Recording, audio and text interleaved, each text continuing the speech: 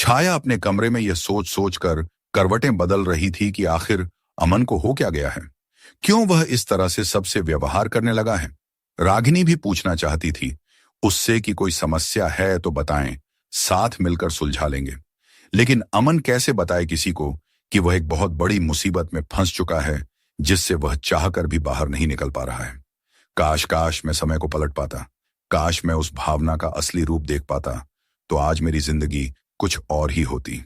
अमन अपने मन में सोच ही रहा था कि उसका फोन घनघना उठा। भावना का ही फोन था। नहीं, मैं इसका फोन नहीं उठाऊंगा। फोन को घूरते हुए अमन बड़बड़ाया, लेकिन अंजाम के डर से उसने फोन उठा लिया। इतनी देर लगती है तुम्हें फोन उठाने में? भावना गुर्राई। नहीं, वो मैं सो गया था इसलिए फोन की आवाज सुन नहीं पाया, सॉरी। बोलो ना, क्या बात है? बात कुछ नहीं। वह कल मुझे 2 लाख रुपयों की सख्त जरूरत है, तो तुम मेरे घर आकर दे जाओगे या मैं ही आ जाऊं पैसे लेने? भावना के लफ्ज काफी सख्त थे। 2 लाख? पर इतनी जल्दी 2 लाख रुपए कहां से आएंगे? वह तुम जानो, मुझे तो बस 2 लाख रुपए चाहिए, वह भी कल के कल, कहकर भावना ने फोन रख दिया और अमन अपना सिर पकड़कर बैठ गया। मन तो किया उसका अपनी मां की गोद में सिर रखकर खूब रोए और कहे कि अब उसे नहीं जीना है, मर जाना चाहता है वह। मगर छाया हाई बीपी की मरीज है, इसीलिए वह अपने आंसुओं को खुद ही पीता रहा। घंटों तक रागिनी से भी वह कुछ नहीं बता सकता था, क्योंकि हो सकता है ये सब जानने के बाद वह उससे शादी करने से मना कर दे, और वह रागिनी को किसी भी हाल में खोना नहीं चाहता था। अपने ही गम में डूबे कब अमन की आंखें लग गईं और कब सुबह हुई, उसे पाता ही नहीं चला। घड़ी में देखा तो सुबह के 7 बज रहे थे। रात में ठीक से नींद न आने के कारण उसका सिर दर्द से फटा जा रहा था, इसलिए अपनी आंखें बंद कर वह सोने की कोशिश करने ही लगा कि उसका फोन घनघना उठा। उसे लगा भावना का ही फोन है, इसलिए झल्लाकर बोला, आखिर तुम चाहती क्या हो? बोलो ना, क्यों तुम मुझे चैन से जीने देना नहीं चाहती? एक काम करो, बंदूक लाओ और मार दो मुझे, एक बार में सारा किस्सा ही खत्म हो जाएगा। रागिनी चौंकी, क्योंकि फोन पर वही थी, लेकिन उसने सिर्फ इतना ही कहा, अमन, मैं रागिनी बोल रही हूं। रागिनी, तुम? मुझे लगा कि मेरे बॉस का फोन है। बताओ, इतनी सुबह सुबह क्यों फोन किया? तुम ठीक हो? हाँ, मैं तो ठीक हूं।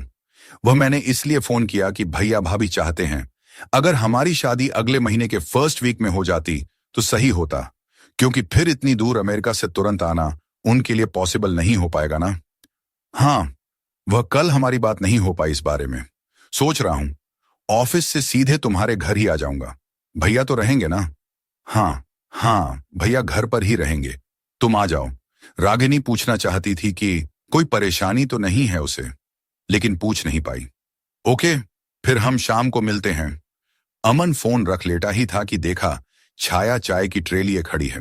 वह हड़बड़ाकर उठ खड़ा हुआ और हाथ से चाय की ट्रे लेने की कोशिश करने ही लगा, मगर छाया खुद ही चाय की ट्रे टेबल पर रख पानी का खाली जग लेकर वहां से चलती बनी। छाया के चेहरे से ही लगा रहा था कि कल की बात को लेकर अभी भी वह उससे नाराज है। नाश्ते की टेबल पर भी उसने अमन से कोई बात नहीं की और न ही अमन ने, क्योंकि उनके सवालों के क्या जवाब देता। वह इसलिए खा पी कर सीधे ऑफिस के लिए निकल गया। आज शाम ऑफिस से लौटते हुए अमन को रागिनी के घर जाना था, उसके भैया भाभी से मिलने, लेकिन वह तो खुद ही रात के 12 बजे घर लौटा। फिर क्या जाता उनसे मिलने। रास्ते में जब उसने अपना फोन चेक किया तो रागिनी और छाया की कई मिस्ड कॉल्स थीं। वापस जब उसने उन्हें कॉल किया तो किसी ने उसका फोन नहीं उठाया। घर आने पर छाया ने उससे कोई बात भी नहीं की और न ही कुछ पूछताछ की। खाना डाइनिंग टेबल पर रख सोने चली गई। अमन को भूख तो लगी थी, पर कुछ खाया नहीं, केवल 1 गिलास पानी पीकर वह भी सोने चला गया। अब गुस्से वाली बात तो है ही ना, वहां रागिनी और उसके भैया भाभी इसका इंतजार कर रहे थे और इन जनाब को कुछ याद ही नहीं रहा। सुबह नाश्ते के टेबल पर छाया ने तल्खी से कहा और फिर झूठे प्लेट्स उठाकर वहां से चलती बनी। अमन के जवाब का इंतजार भी नहीं किया, लेकिन वह जवाब भी क्या देता। यही कि उसे सब याद था, पर जा नहीं पाया रागिनी के भैया भाभी से मिलने, क्योंकि वह उस भावना के साथ था। हाँ, उसी भावना के साथ जिसका वह मुंह भी नहीं देखना चाहता, लेकिन मजबूर है कि उसकी उंगलियों पर नाचने को विवश है। दूसरे दिन शाम को अमन जब ऑफिस से घर आया तो काफी थका हुआ महसूस कर रहा था। छाया घर पर नहीं थी, इसलिए उसने खुद ही अपने लिए चाय बनाई। रात के खाने की टेबल पर भी वह चुप ही रहा। बिस्तर पर जब सोने गया तो फिर उसी बेचैनी ने उसे आ घेरा, क्योंकि उसे तो हर पल इसी बात का डर लगा रहता था कि पता नहीं कब भावना का फोन आ जाए और पता नहीं क्या कह दे। इंसान की आंखें नींद से कितनी भी बोझिल क्यों ना हो, लेकिन अगर सिर पर चिंता मंडरा रही हो तो नींद हवा हो जाती है। अमन के साथ भी यही हो रहा था। भावना नाम के चक्रव्यूह में वह ऐसे फंस चुका था कि उसकी रातों की नींद और दिन का चयन गायब हो चुका था। ऑफिस में भी उससे ठीक से काम नहीं हो पा रहा था। मन करता अमन का कि चीख चीख कर दुनिया को भावना की सारी सच्चाई बता दे, लेकिन क्या इस आग में वह नहीं झुलसेगा, क्योंकि सारी तस्वीरें और वीडियो तो यही कह रहे हैं कि अमन ने भावना का बलात्कार किया है। फिर क्या रागिनी के भैया कभी अपनी बहन की शादी अमन से होने देंगे और छाया विश्वास करेगी कि अमन सही बोल रहा है और उसने भावना के साथ कुछ गलत नहीं किया है? नहीं नहीं, उसका चुप रहना ही बेहतर है। रात के सन्नाटे में घड़ी की टिकटिक उसके सिर पर हथौड़े की चोट की तरह बरस रही थी। मन तो कर रहा था उसका कि घड़ी की बैटरी निकालकर फेंक दे ताकि वह बजना बंद हो जाए। सोचता, काश समय पीछे जा पाता तो वह सब कुछ ठीक कर देता, लेकिन यह कहां संभव था। समय कभी पीछे गया है किसी का? हाँ, उस समय में किए गए अच्छे बुरे कर्म जरूर इंसान के साथ साथ चलते हैं। आज भी उस मनहूस दिन को याद कर अमन तड़प उठता है। सोचता है, काश वह न हुआ होता तो आज उसकी जिंदगी कुछ और ही होती। आज से 4 साल पहले भावना से उसकी पहली मुलाकात अपने एक दोस्त की बर्थडे पार्टी में हुई थी। शॉर्ट ड्रेस में इतनी खूबसूरत लड़की को देखकर मन चला अमन का मन मचल उठा था, लेकिन जब अचानक से वह पार्टी के बीच से ही गायब हो गई तो उसका मन उदास हो गया। पूछने पर अमन के दोस्त ने बताया कि वह लड़की यानी भावना उसके ही ऑफिस में काम करती है। अभी पिछले महीने ही इंदौर से ट्रांसफर होकर वह दिल्ली आई है। उसके बारे में अमन और भी बहुत कुछ जानना चाहता था, मगर दोस्त से पूछते नहीं बना। फोन नंबर था और न ही उसके घर का अता पता ही कि वह उससे कांटेक्ट कर पाता। उस दिन संडे की छुट्टी से उबकर जब वह मॉल पहुंचा तो भावना को वहां देखकर उसकी आंखें चमक उठी। बिना कुछ सोचे समझे लपक कर वह उसके करीब आ गया और बोला, हाय, आप वही हैं ना? आई मीन, मेरे दोस्त संतोष के बर्थडे पार्टी में मिले थे हम। याद आया? हाँ, याद आया। आप अमन, भावना रुक रुक कर बोल रही थी क्योंकि ठीक से उसे उसका नाम याद नहीं आ रहा था। हाँ, मैं अमन, अमन सिंह राठौर। बड़ी गर्म जोशी के साथ अमन ने अपना हाथ आगे बढ़ाया। उसकी बात पर भावना मुस्कुराकर बोल पड़ी, नाम ही काफी है, सरनेम बताने की जरूरत नहीं है। उसकी बात पर अमन बुरी तरह से झेंप गया। बोला, मैं सोचता हूं तुम सही हो, और सरनेम में रखा ही क्या है? रखा तो नाम में है। उसकी बात पर भावना खिलखिलाकर हंस पड़ी तो अमन भी हंसने लगा। उस दिन के बाद से दोनों अच्छे दोस्त बन गए। उनकी रोज फोन पर बातें और मुलाकातें होने लगीं। बातों बातों में ही एक दिन भावना ने बताया कि उसके पापा प्राइवेट जॉब में थे। कोरोना के कारण वह नहीं रहे तो घर चलाने के लिए उसे अपने सपने त्याग कर यह जॉब करनी पड़ी। अमन के पूछने पर वह बोली कि उसका सपना तो पायलट बनने का था, मगर आज एक छोटी सी नौकरी करने को मजबूर है। फिर वह बताने लगी कि उसके घर में माँ पापा के अलावा एक छोटा भाई भी है और उन सब की जिम्मेदारी भावना पर ही है। उसकी बातों से अमन काफी इंप्रेस हुआ और बोला था कि कौन कहता है कि लड़कियां बोझ होती हैं अपने माँ बाप पर, बल्कि वे तो अपने माता पिता का अभिमान होती हैं और वक्त पड़ने पर उनका सहारा भी बनती हैं। भावना के पूछने पर अमन ने बताया कि वह यहीं दिल्ली में ही एक बड़ी कंपनी में मैनेजर की पोस्ट पर कार्यरत है और उसके पापा पटना में SBI में ब्रांच मैनेजर हैं। मान हाउसवाइफ हैं और एक छोटा भाई है जो बेंगलोर में मेडिकल की पढ़ाई कर रहा है। क्या बात, तुम्हारी तो पूरी फैमिली ही एजुकेटेड है, अपने हाथ को हवा में लहराते हुए भावना बोली। उस पर अमन बोला कि हाँ, उसके परिवार में चाचा, मामा और उनके बच्चे भी ऊंची ऊंची पोस्ट पर हैं। कई तो अमेरिका, ब्रिटेन और कनाडा में रहते हैं। उस पर आश्चर्य से भावना की आंखें फैल गई थीं। दोनों की दोस्ती अब काफी गहरी हो चुकी थी। छुट्टी में अक्सर दोनों साथ समय गुजारते दिख जाते थे। पहले भावना कभी बस तो कभी ऑटो पकड़कर ऑफिस जाती आती थी, मगर अब वह अमन के साथ उसकी ही गाड़ी में ऑफिस जाने आने लगी थी। एक रोज भावना ने बताया कि वह यहाँ एक पीजी में रहती है, पर पीजी का भाड़ा बहुत ज्यादा है। खाना भी वहां का खाने लायक नहीं होता है, इसलिए रूम शेयरिंग में अगर एक कमरे का घर मिल जाता तो अच्छा होता। उस पर अमन बोला था कि वह भी एक लड़के के साथ जो कि उसके ही ऑफिस में काम करता है, रूम शेयरिंग में रहता है। लेकिन अब उसकी शादी हो रही है, इसलिए उसे अकेले रहना पड़ेगा।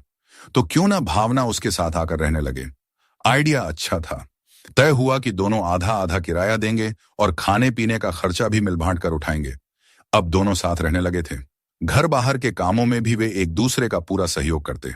साथ रहने से जल्द ही दोनों के बीच की सारी औपचारिकताएं भी मिट गईं। लेकिन पहल हमेशा भावना की ही तरफ से होती थी और अंजाम तक पहुंचने में अमन उसका भरपूर सहयोग करता था।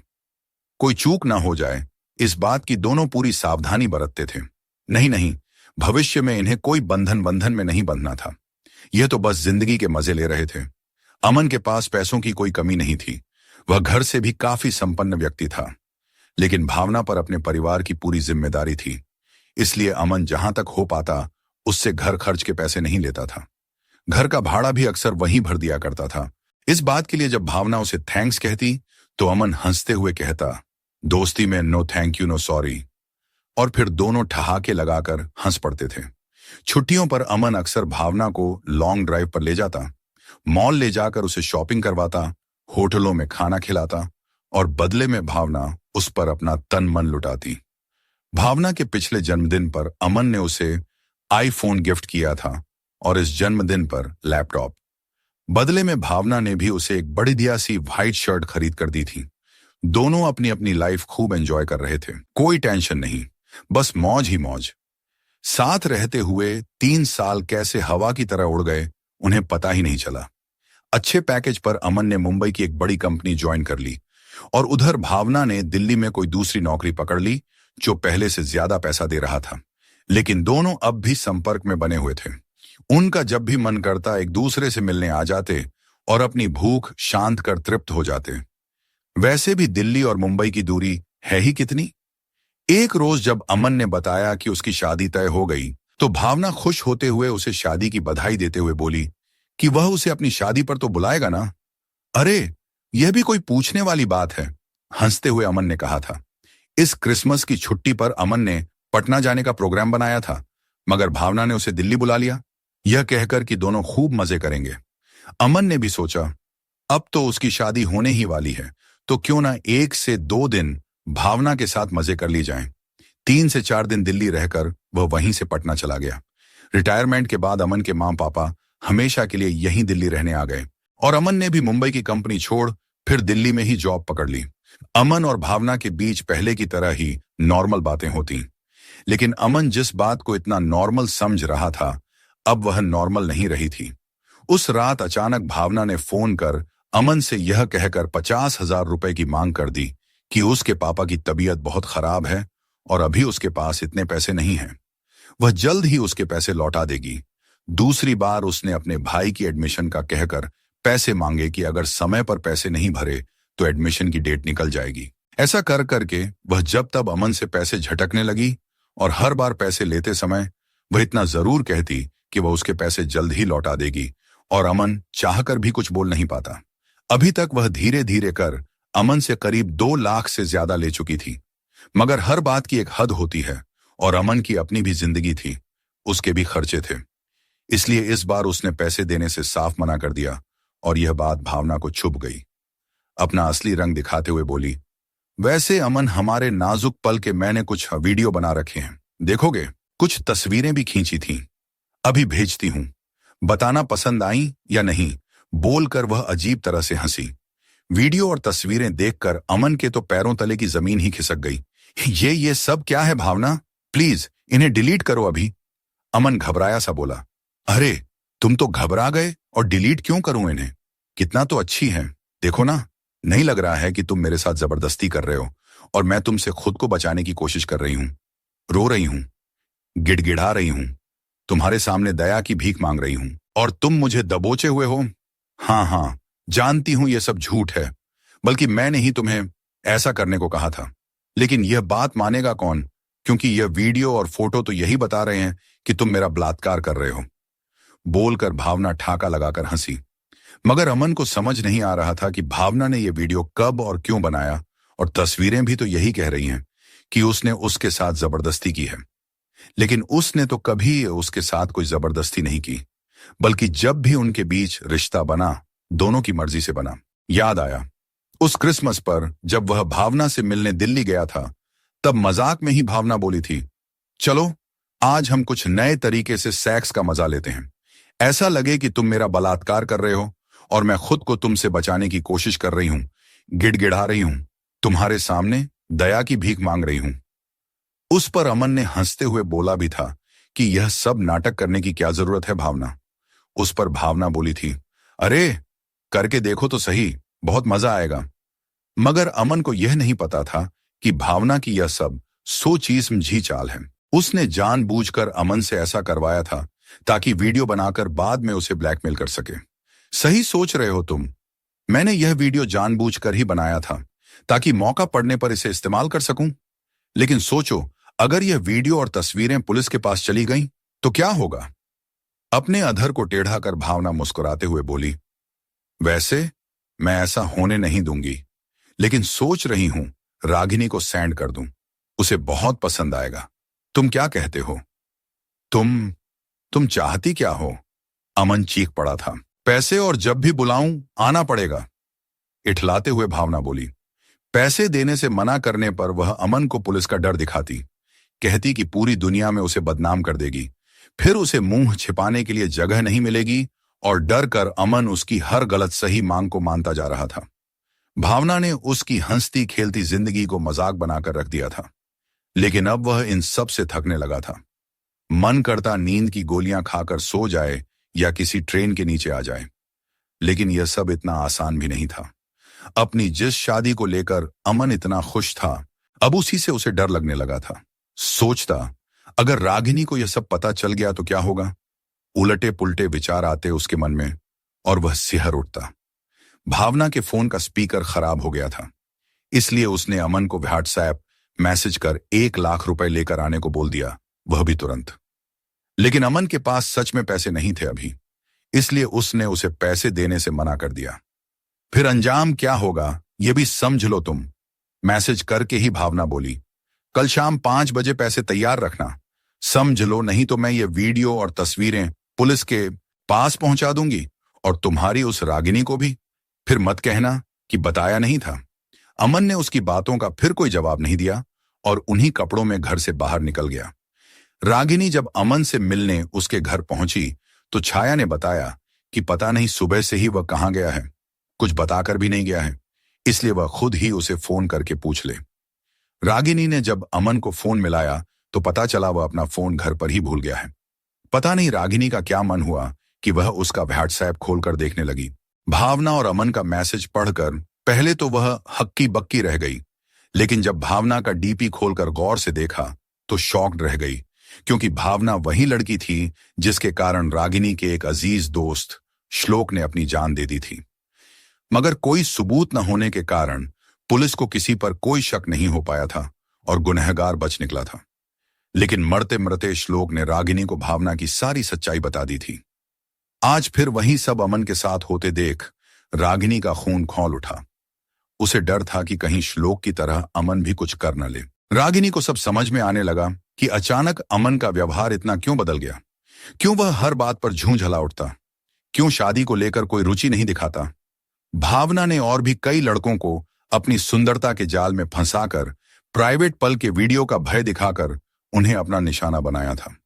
रागिनी ने फटाफट अमन के फोन से भावना के सारे मैसेज, फोटो, वीडियो अपने फोन में ट्रांसफर कर लिए और छाया से यह बोलकर घर से निकल गई कि अमन ने उसे गार्डन रेस्टोरेंट में मिलने बुलाया है तो वह जा रही है।